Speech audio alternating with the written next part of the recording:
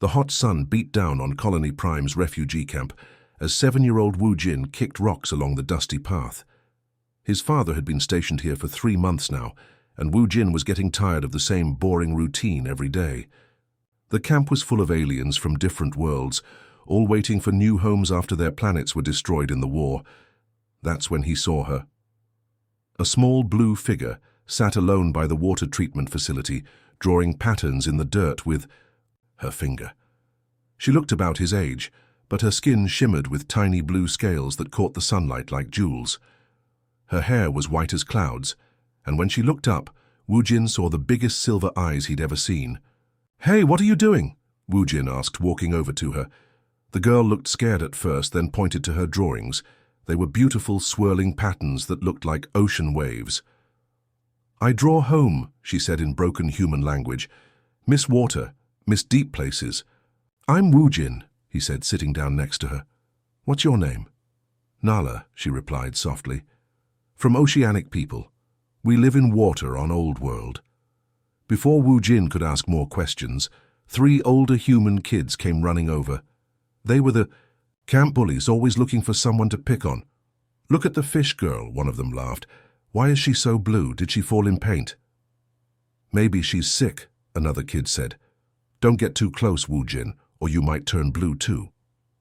Nala's scales seemed to dim and she curled up smaller, trying to hide. The silver eyes that had been so bright before now looked ready to cry. Something hot and angry rose up in Wu Jin's chest. He jumped to his feet and stood in front of Nala, spreading his arms wide to protect her. "Leave her alone," Wu Jin shouted. "She's not sick and she's not weird. She's just different, and different is good." The bigger kids laughed. "What are you going to do about it, little Wu Jin? Marry the fish girl?" Without thinking, Wu Jin turned around to look at Nala's scared face, then spun back to face the bullies. His voice rang out clear and strong across the camp. "Yes, I will marry her when we grow up, and I'll protect her from mean people like you." The bullies were so surprised they stopped laughing. Some adults had started to notice the commotion, and the older kids decided to run away before they got in trouble. Wu Jin turned back to Nala, his cheeks red, but his eyes determined. "I meant that," he said seriously. "When we're both grown up, I want to marry you. If you want to, I mean."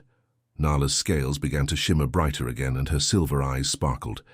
She didn't understand everything about human marriage customs, but she understood kindness. She understood that this brave boy had stood up for her when no one else would.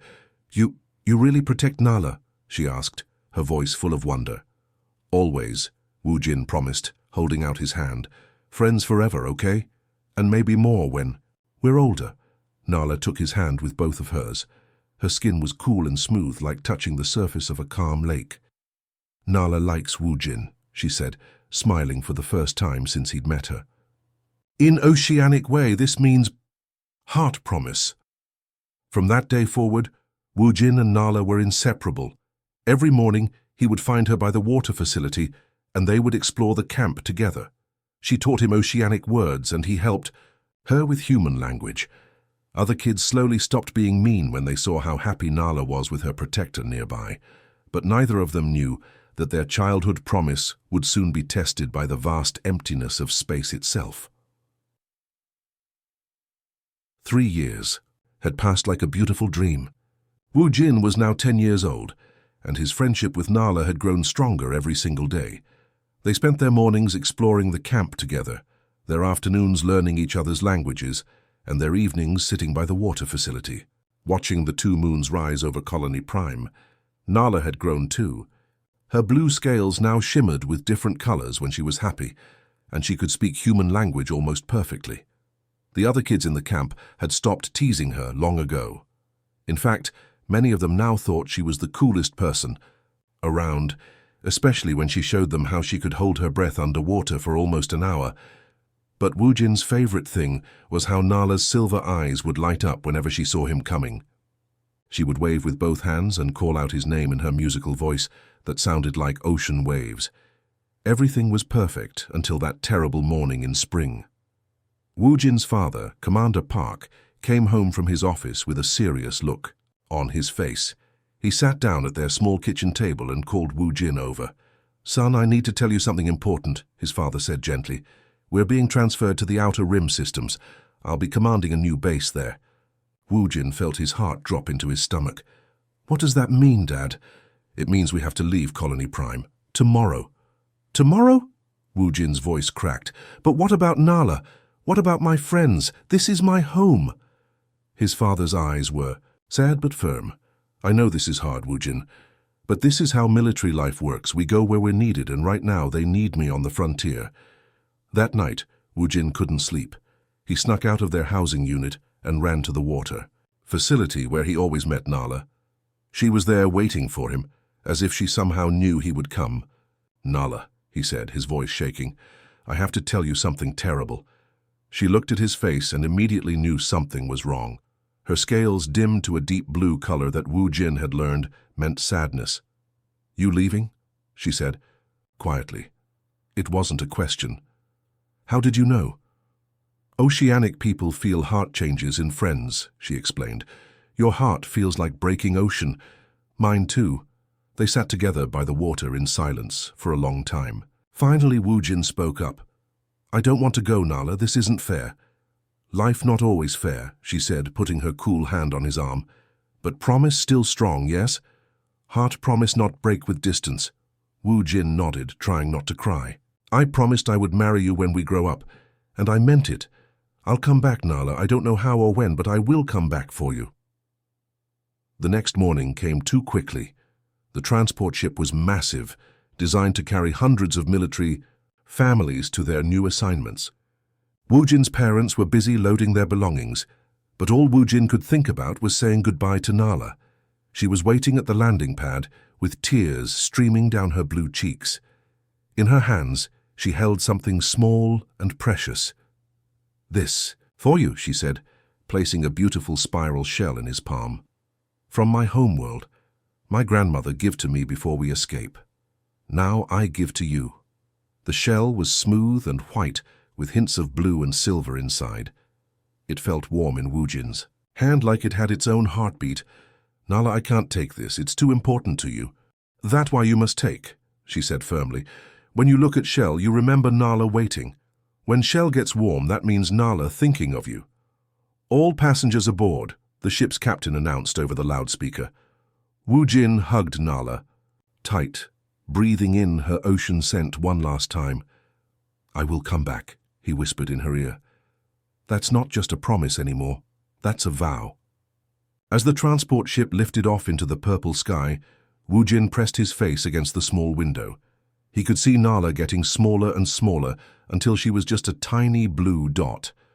But even from space, he could swear he saw her scales flashing, bright silver, sending him a message of hope across the darkness. The shell grew warm in his pocket, and Wu Jin knew their story was far from over. 5 years had passed since Wu Jin left Colony Prime, and the lonely frontier base had become his new reality. His father commanded a research station on the edge of known space, where the closest neighbor was 3 star systems away. For most kids, this would have been a nightmare of isolation and boredom. But for Wu Jin, it became the perfect training ground. Every morning, he would wake up and touch Nala's shell, which he kept on his bedside table. The shell had grown warm so many times over the years that Wu Jin was convinced it really did connect their hearts across the galaxy. Each time it warmed up, he would close his eyes and imagine Nala thinking about him, probably sitting by some water somewhere, her silver eyes looking up at the same stars he could see.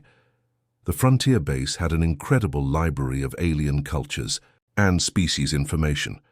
While other military kids complained about having nothing to do, Wu Jin spent hours every day learning everything he could about the oceanic people.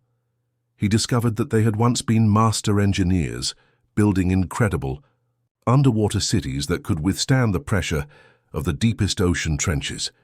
Their technology was based on living coral and bioengineered sea creatures that worked together like a giant underwater computer. But what fascinated Wu Jin most was their culture of promises. In oceanic society, a heart promise was the most sacred bond 2 people could make. It was even more important than family ties. Once someone made a heart promise, they would spend their entire life working to fulfill it, no matter how impossible it seemed. That's exactly what I'm doing, Wu Jin would whisper to the shell every night before bed. By the time he turned 15, Wu Jin had taught himself to speak Oceanic fluently. He could read their ancient texts and understand their complex engineering principles. His father noticed his son's unusual dedication and decided to help. "You know, Wu Jin," Commander Park said one evening, "the Academy has a xenobiology program. Students who excel there often get assigned to diplomatic missions or research stations where they work with alien species." Wu Jin's eyes lit up. "Really? I could actually work with oceanic people?" "If you're good enough," his father smiled. "But it's not easy. The program includes deep space survival training, advanced alien psychology, and interspecies communication. You'd have to be the best of the best." That was all the motivation Wu Jin needed. He threw himself into his studies with incredible determination. Every subject became a stepping stone toward his ultimate goal. Mathematics helped him understand oceanic engineering. Physics taught him about underwater pressure and survival. Languages expanded his ability to communicate with different species. The other students at the academy thought Wu Jin was obsessed. While they spent their free time playing games or watching entertainment videos, Wu Jin was in the library studying ocean currents, practicing alien languages, or working out in the zero-gravity training chambers. "Why do you work so hard?" his roommate asked one day. "You're already the top student in every class." Wu Jin just held up Nala's shell, which was glowing softly in his palm. "Because someone is counting on me," he said simply. Meanwhile, thousands of light years away on Colony Prime, Nala was having her own journey of growth and discovery. The refugee camp had evolved into a proper settlement, and Nala had shown such incredible talent for engineering that she was accepted into the colony's advanced technology program at just 16 years old. Her specialty was something no one had seen before: hybrid engineering that combined human technology with oceanic biosystems. She designed underwater farms that could feed entire cities, water purification systems that used living coral, and even underwater housing that could expand and adapt to different ocean conditions. The human engineers were amazed by her innovations. "How do you think of these solutions?" they would ask. Nala would touch the empty space on her chest, where she used to keep the shell she had given to Wu Jin. "Oceanic people think with heart and mind together," she would explain. "When you promise something to someone you love, it makes your mind work harder to find new ways." Her reputation grew quickly throughout the colony. By 18, she was leading teams of both human and oceanic engineers, designing the first truly integrated communities where both species could live together comfortably. Her underwater cities were works of art, as much as they were engineering marvels, with living walls that glowed softly and provided both light and air purification. But every night Nala would stand by the water and look up at the stars, wondering if Wu Jin was looking at the same ones. She never forgot his promise, and she never stopped believing that somehow, someday, he would find a way back to her. Neither of them knew that their separation was actually preparing them for the greatest challenge of their lives, one that would require everything they had learned and more. Wu Jin had just turned 18 when he made the discovery that would change everything. He was deep in the Academy's restricted archives, researching oceanic marriage customs for what he told himself was purely academic interest. But everyone knew better. His obsession with the blue-scaled people had become legendary among the students. The ancient text he was reading was written in old oceanic script, the kind that took years to master. Most humans couldn't even pronounce the words correctly, but Wu Jin had been practicing for so long that he could read it like his native language. That's when he found the passage that made his blood run cold. For a heart promise to become soul bond, the text read, "The giver must present a soul pearl grown in the sacred depths of the homeworld. Only in the deepest trenches, where pressure and ancient songs meet, can the pearl absorb the essence needed for true bonding."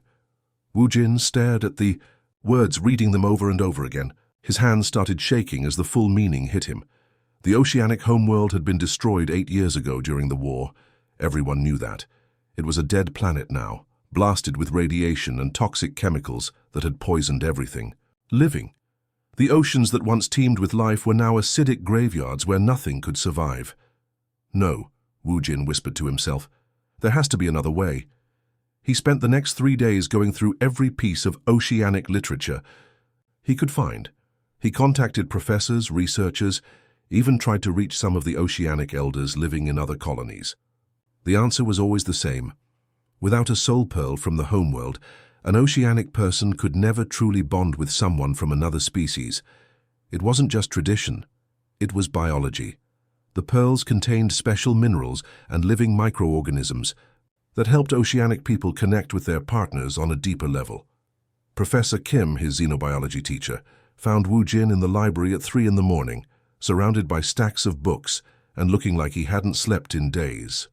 "Wu Jin, what's wrong? You look terrible." "Professor," Wu Jin said, his voice hoarse from exhaustion, "is there any way to get to the oceanic homeworld? Any way at all?"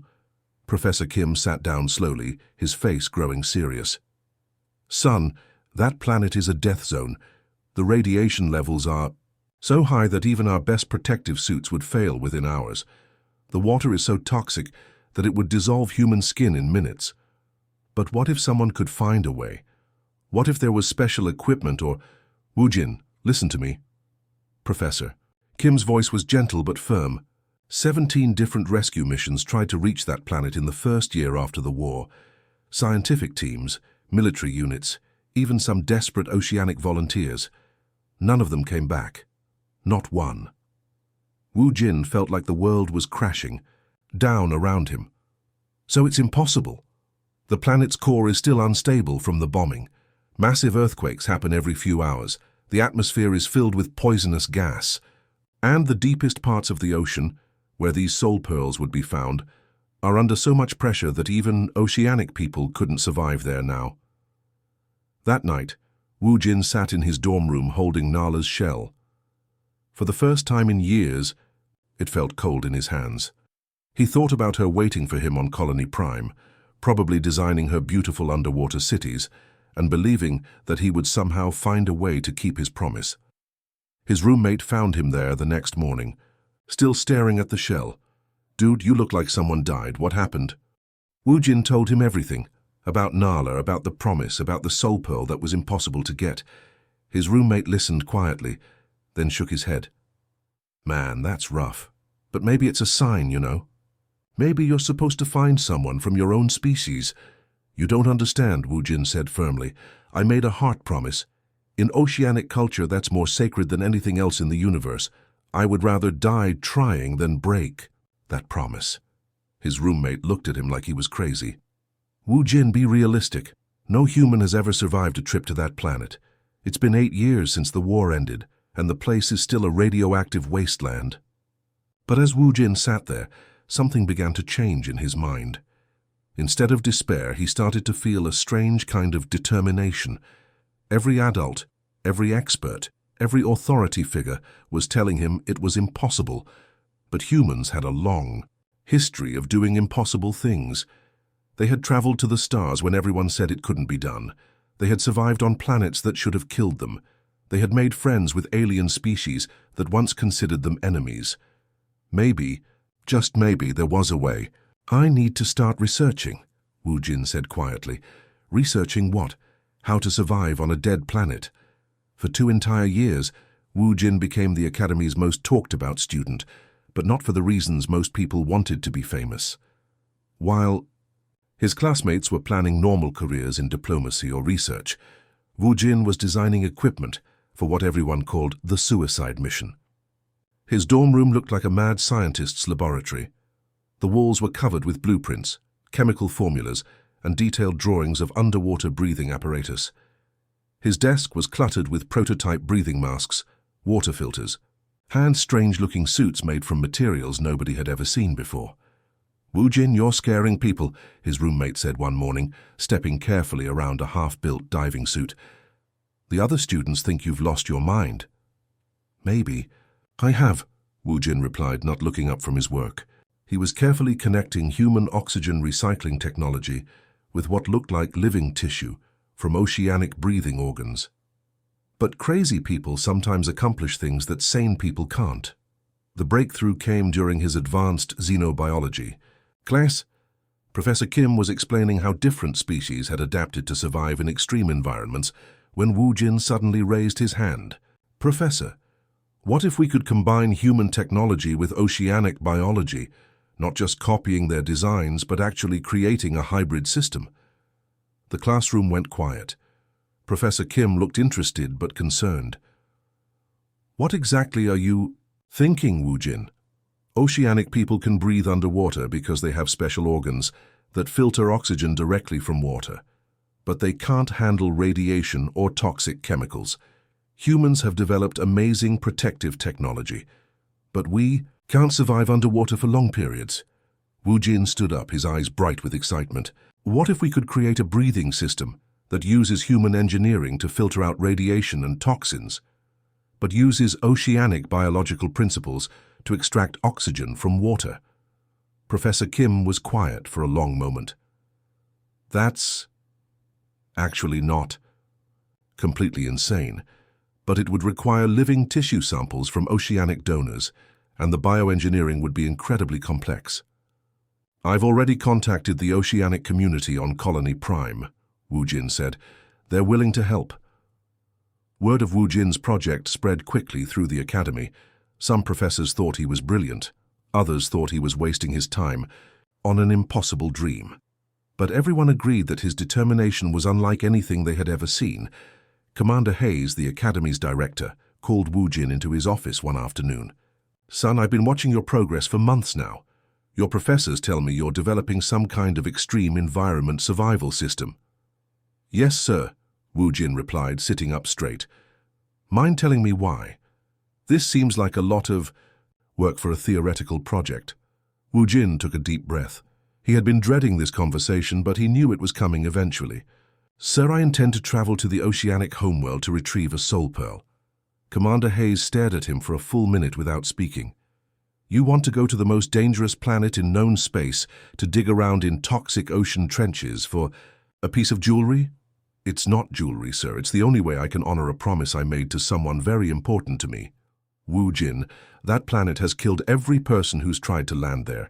17 missions, over 200 people, all dead?" "Yes, sir, but none of them had the equipment I'm developing. And none of them had the motivation I have." Commander Hayes leaned back in his chair.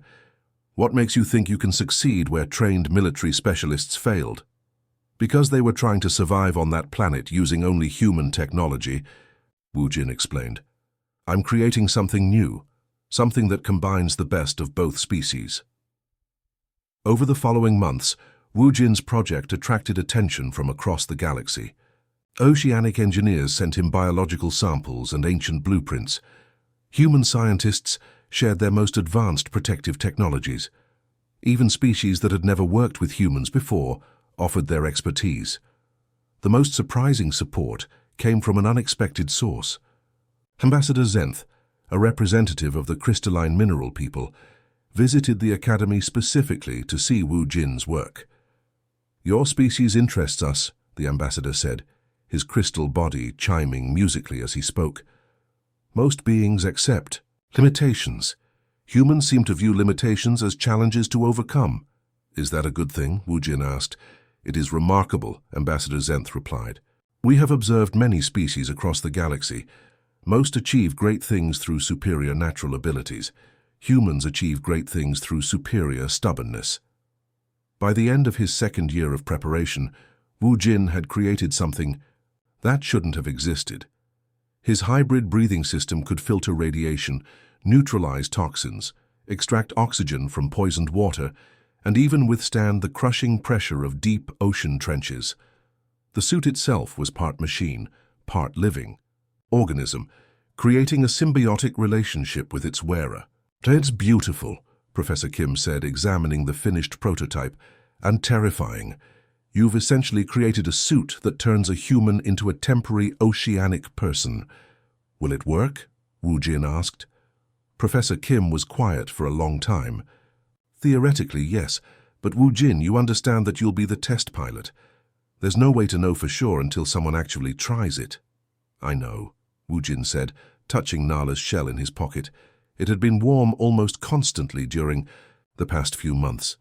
as if she somehow knew he was getting closer to keeping his promise. "And you're still determined to do this?" More than ever. The transport ship dropped Wu Jin at the edge of the oceanic system and immediately jumped back to hyperspace. Nobody wanted to stay near the dead planet any longer than necessary. As Wu Jin's small survival pod descended through the poisoned atmosphere, he could see why 17 previous missions had failed. The planet looked like a nightmare. What had once been beautiful blue oceans were now a sickly green color that glowed with radioactive energy. Massive storms of toxic gas swirled across the surface, and every few minutes the ground would shake from deep earthquakes that split. The ocean floor. "This is insane," Wu Jin whispered to himself as his pod broke through the cloud layer. Absolutely insane. But Nala's shell was burning hot in his chest pocket, so hot he could feel it through his protective suit. Somehow, that gave him courage. The pod hit the water with a tremendous splash. Immediately, Wu Jin's equipment started screaming warnings at him. Radiation levels were off the charts. The water was so acidic it would have dissolved regular metal in seconds. The temperature was scalding hot near the surface, but dropped to freezing just a few meters down. "Okay, suit," Wu Jin said, activating his hybrid breathing system. Time to see if 2 years of work was worth it. The transformation was unlike anything he had ever experienced. As the living parts of his suit connected with his nervous system, Wu Jin felt his lungs changing. His heart rate slowed down to match oceanic biology. His eyes adapted to see in the murky green water. Most amazingly, he found that he could actually breathe the toxic water after his suit filtered it. "It's working," he gasped in amazement. "It's actually working." Swimming down through the poisoned ocean was like descending through layers of hell. Near the surface, the water was full of debris from destroyed cities, twisted metal, broken glass, and things Wu Jin didn't want to identify. Dead fish floated everywhere, their bones glowing with radiation. At 50 meters down, his suit detected the first signs of pressure damage to the planet's crust. Huge cracks in the ocean floor leaked superheated gas that created underwater geysers of boiling poison. Wu Jin had to navigate carefully around these death traps while fighting against currents that could slam him into jagged coral reefs. According to the old maps, the pearl beds should be in the deep trenches, Wu Jin told himself, checking his readings. Only about 3,000 meters down, no big deal. But as he descended deeper, the challenges got worse. The pressure was so intense that even his specially designed suit began to creak and groan. Strange mutations of sea creatures, twisted by radiation, swam past him in the darkness. Some of them were beautiful, in a horrifying way, fish with crystal, scales that glowed like stars, or jellyfish the size of houses that pulsed with electric energy. At 1,000 meters, Wu Jin encountered his first major obstacle. A section of the ancient oceanic city had collapsed directly over one of the main trenches. Massive buildings made of living coral had fallen into a twisted maze that blocked his path. "I'll have to go through it," he decided. Swimming through. The ruins was like exploring a haunted underwater graveyard. The coral buildings had been alive once, part of the planet's ecosystem. Now they were dead and rotting, creating clouds of toxic gas that even his suit struggled to filter. Wu Jin had to move slowly and carefully, testing each passageway before entering. Halfway through the ruins, disaster struck. A massive earthquake shook the ocean floor, and one of the coral towers began to collapse right above him. Wu Jin swam desperately, pushing his suit's capabilities to the limit as chunks of building crashed down around him. A piece of coral the size of a car slammed into his back, sending him tumbling through the water. Warning lights flashed inside. His helmet, as his suit's living components, struggled to repair the damage. "Come on," Wu Jin gasped, tasting blood in his mouth. "Don't fail me now." His suit held together, but just barely.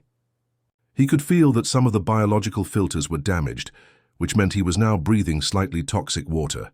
Every breath burned his lungs a little bit, but he kept going. At 2,000 meters, the water became completely black. Wu Jin's lights could only penetrate a few meters in any direction. The pressure was so intense that he could hear his suit's metal components groaning constantly. His body felt like it was being squeezed by a giant fist. Then, at 2,800 meters, he saw it, a faint glow coming from deep within a trench that seemed to go down forever. According to his instruments, This was one of the deepest parts of the planet's ocean, a place where the pressure could crush a normal human instantly. The pearl beds, Wu Jin whispered. They're really down there. The descent into the trench was the most terrifying experience of his life. The walls were covered with strange, glowing organisms that had somehow survived the planet's destruction. They pulsed with bioluminescent light, creating an eerie underwater aurora that was both beautiful and frightening. At 3,000 meters, deeper than any human had ever gone, Wu Jin finally reached the bottom of the trench. And there, nestled, in formations of living rock that had somehow survived the apocalypse, were the soul pearl beds. They were more beautiful than he had ever imagined. The soul pearl beds stretched out before Wu Jin like an underwater garden of stars. Hundreds of small glowing spheres nestled in living rock formations that pulsed with soft bioluminescent light. Each pearl was about the size of a marble, but they seemed to contain entire galaxies within their swirling surfaces. Incredible. Wu Jin breathed, his voice muffled by the water and his breathing apparatus. They're still alive. But as he swam closer, his excitement turned to confusion. According to everything he had read, soul pearls were supposed to be easy to harvest. Oceanic people had been collecting them for thousands of years. You simply found a mature pearl and gently removed it from its coral housing. These pearls were different. When Wu Jin reached out to touch the nearest one, his hand passed right through it like it was made of light instead of solid matter. What? He tried again, moving slowly and carefully. Same result. The pearl looked completely real, but his fingers couldn't grab it. His suit's sensors were going crazy, detecting energy readings unlike anything in the database. These weren't normal soul pearls anymore. The planet's destruction had changed, them somehow turning them into something between matter and energy. For a moment, panic set in. Had he come all this way, risked everything, only to find that the pearls were now impossible to collect? Then Wu Jin remembered something from his years of studying both human and oceanic science. In oceanic culture, soul pearls weren't just objects. They were living things that responded to emotion and intention, and human technology was built on the principle of problem-solving through adaptation. Maybe I need to think like both species at once, he said to himself. Wu Jin closed his eyes and tried to calm his mind. He thought about Nala, about her silver eyes and the way her scales shimmered when she was happy. He remembered the promise he had made as a 7-year-old boy, and the shell she had given him that still sat warm against his chest. When he opened his eyes and reached for the pearl again, something amazing happened. His hybrid suit began to glow with the same soft light as the pearl beds. The living components of his breathing system were somehow resonating with the pearl's energy. Slowly, carefully, Wu Jin extended his hand toward the nearest pearl. This time, instead of passing through, his fingers made contact with something solid but warm, like touching liquid starlight. The pearl began to sing. It was the most beautiful sound Wu Jin had ever heard, a harmony that seemed to contain the voices of every oceanic person who had ever lived. The music flowed through the water and into his suit, where the biological components translated it into something his human brain could understand. The song was telling him a story. It explained that these soul pearls had absorbed the final life force of the planet when it was destroyed. They contained not just the traditional bonding energy, but also the concentrated essence of an entire world's love and loss. You're not just pearls anymore, Wu Jin whispered in amazement. You're the planet's memory. But the song also contained a warning. These transformed pearls could only be harvested by someone who truly understood both species, someone who could bridge the gap between human determination and oceanic emotional connection. Wu Jin felt his suit systems working harder than ever before. The human-engineered components were analyzing the pearl's energy signature, while the oceanic biological parts were responding to its emotional resonance. Together, they were creating a feedback loop that allowed him to interact with something that should have been impossible to touch. As he carefully cradled the pearl in his hands, Wu Jin realized that his 2 years of preparation had been about more than just building survival equipment. He had been preparing himself to become something new, not quite human, not quite oceanic, but a bridge between two worlds. The pearl felt warm and alive in his hands, pulsing gently like a heartbeat.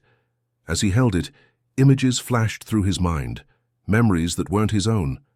He saw the oceanic homeworld as it had been before the war, with vast underwater cities, full of laughing children and flowing gardens. He felt the love that parents had for their children, the joy of friends swimming together through crystal-clear waters, and the deep sadness of a dying world. But most importantly, he felt something else: approval.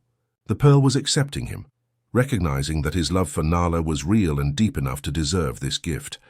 "Thank you," Wu Jin said to the pearl, to the planet, to whatever cosmic force had made this moment possible.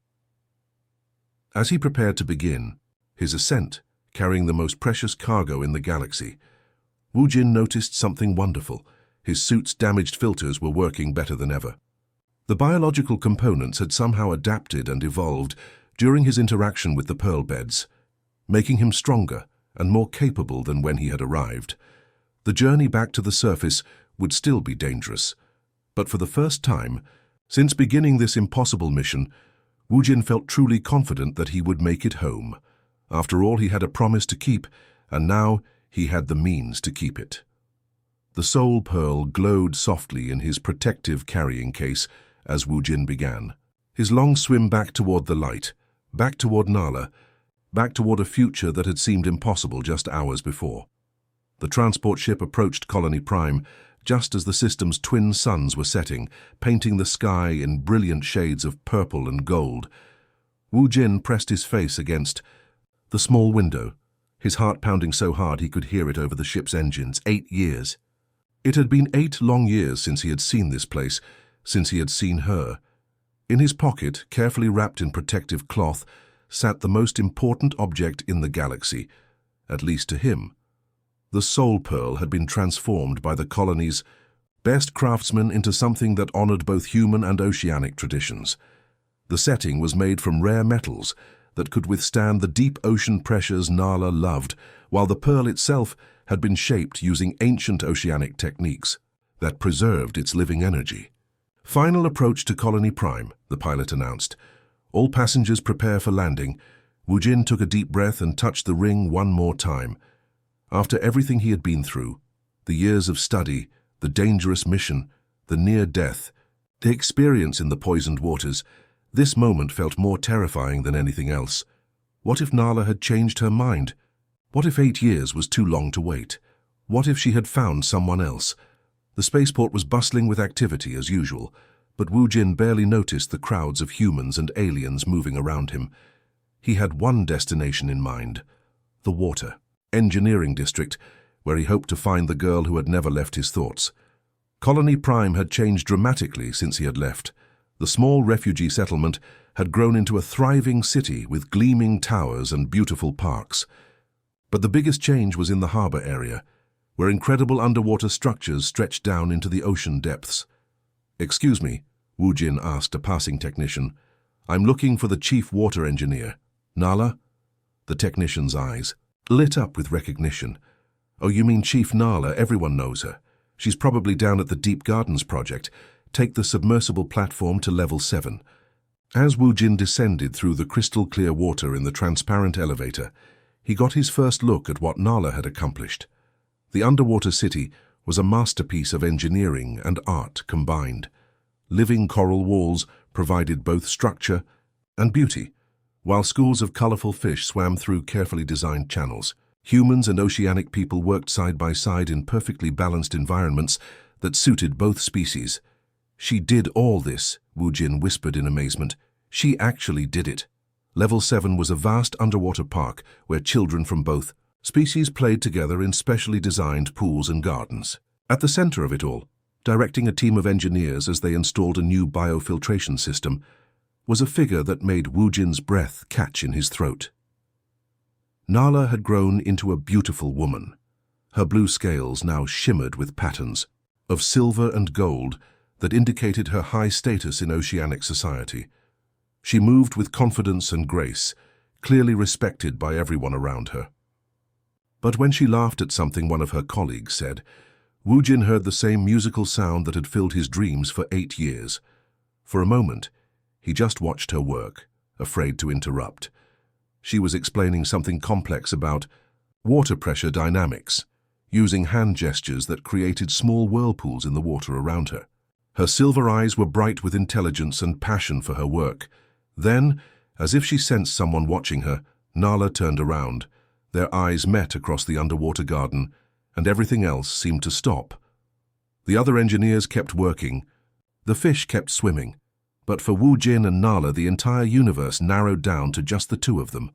Nala's scales began to glow brighter, cycling through colors that Wu Jin had learned meant surprise, joy, and something deeper, recognition of a soul bond that had never been broken.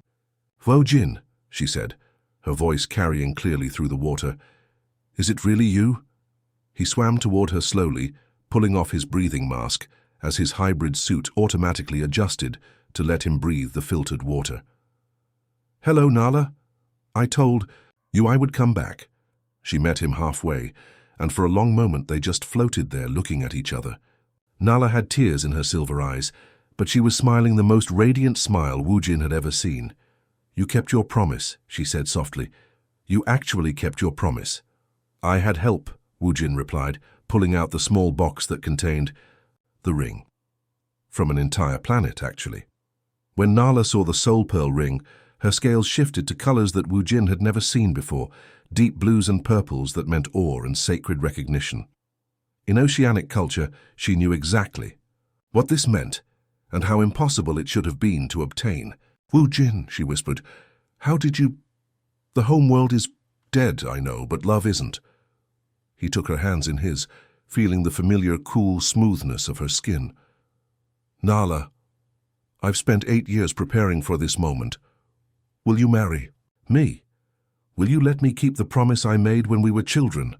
Around them, the other engineers had stopped working and were watching in amazement. Word spread quickly through the underwater city that Chief Nala was being proposed to by a human who had somehow obtained a soul pearl from the destroyed homeworld. But Nala only had eyes for Wu Jin as she nodded, her scales now glowing so brightly that they illuminated the entire garden. "Yes," she said, her voice carrying the weight of 8 years of hope and waiting. "Yes, Wu Jin, I will marry you." The wedding day arrived 6 months later, and Colony Prime had transformed into something that had never been seen before in galactic history. Representatives from dozens of species had traveled from across the known universe to witness the first official human-oceanic bonding ceremony. News crews from every major planet were broadcasting the event live, turning what had started as a childhood promise into a symbol of hope for the entire galaxy. The ceremony was planned to take place both above and below water, honoring the traditions of both species. A massive transparent dome had been constructed at the edge of Colony Prime's harbor, half filled with crystal-clear ocean water and half with breathable atmosphere. Guests could attend whether they lived on land or in water, creating the most diverse wedding audience anyone had ever seen. Wu Jin stood at the edge of the water section, wearing a specially designed suit that allowed him to breathe in both environments. His hands were shaking slightly, not from fear, but from the overwhelming realization that his childhood dream was actually coming true. In his pocket, he still carried the original shell that Nala had given him 8 years ago, now warm with happiness instead of longing. "You ready for this, son?" Commander Park asked, adjusting his dress uniform. Wu Jin's father had flown in from the outer rim specifically for the wedding, and his eyes were bright with pride. "I've been ready since I was 7 years old," Wu Jin replied with a smile. On the oceanic side of the ceremony, Nala was surrounded by elders from her people, their scales shimmering with patterns that indicated great joy and approval. She wore traditional bonding robes made from living seaweed that flowed around her, like liquid silver. The soul pearl ring glowed softly on her finger, its light pulsing in rhythm with her heartbeat. Elder Coralana, the oldest surviving member of the oceanic people, swam forward to address the gathered crowd. Her voice carried clearly through both water and air, thanks to special translation devices. "Today we witnessed something that was thought impossible," she began, her ancient scales flickering with colors of deep respect. "Our human has not only obtained a soul pearl from our destroyed homeworld, but has proven that love can bridge any gap between species. This union represents more than marriage. It represents the future of cooperation in our galaxy. The human, efficient Captain Rodriguez from the Galactic Diplomatic Corps stepped forward next. In human tradition, marriage is a promise to stand together through any challenge. Wu Jin has already proven his commitment by undertaking one of the most dangerous missions ever attempted. Today we celebrate not just love, but the power of keeping one's word. As the ceremony began, something magical happened. The Soul Pearl ring began to resonate with the water around it, creating gentle waves of light that spread throughout the dome. Other oceanic people in the audience found their own ceremonial jewelry responding to the pearl's energy, creating a symphony of bioluminescent patterns that danced across the water. Wu Jin, Elder Coral Anna said, "Do you promise to honor oceanic traditions and protect the sacred bond you are creating?" "I do," Wu Jin replied, his voice strong and clear. "I promise to respect Nala's heritage and to help bridge our two peoples." "Nala," Captain Rodriguez asked, "do you accept this human as your bonded partner, knowing that your union will be watched by the entire galaxy?" "I do," Nala said, her scales glowing so brightly that they lit up the entire water section. "I accept Wu Jin as my soulmate and my partner in building a better future." The moment they exchanged final vows, something unprecedented happened. The Soul Pearl's energy surge was so powerful that it activated dormant bioluminescent organisms throughout Colony Prime's ocean. For miles around the ceremony site, the water began to glow with the same soft light as the ring, creating an underwater aurora that could be seen from space. Across the galaxy, beings watching the broadcast witnessed something they had never imagined possible. The footage of the glowing ocean, combined with the story of Wu Jin's impossible quest, became a symbol of hope for every species that had ever felt different or separated from others. As Wu Jin and Nala shared their first kiss as a married couple, half in water and half in air, the crowd erupted in celebration. Humans cheered, oceanic people sang their ancient bonding songs, and representatives from dozens of other species added their own traditions to the joyful noise. But in that moment, Wu Jin and Nala only had attention for each other. The little boy who had promised to marry the blue-scaled girl when he grew up had kept his word in the most spectacular way possible. "We did it," Nala whispered, her silver eyes sparkling with tears of joy. "We did it," Wu Jin agreed, holding her close. "And this is just the beginning." Later that evening, as the celebration continued around them, Wu Jin and Nala sat together watching the still glowing ocean. The Soul Pearl had permanently changed the water around Colony Prime, creating a living reminder that some promises are worth any sacrifice. "What's next?" Nala asked, her head resting on Wu Jin's shoulder. "Whatever comes next," Wu Jin replied, "we'll face it together. After all, humans are pretty good at doing impossible things, especially when they have help from someone they love." The shell in his pocket had finally stopped being warm. It was no longer needed to maintain their connection across the stars. Now they had something much stronger, a bond that had been forged in the deepest trenches of a dead world and blessed by the approval of an entire galaxy. Their love story had become legend, proving that determination, hope, and keeping one's promises could overcome any obstacle the universe might present. Retry. Claude can make mistakes. Please double-check responses.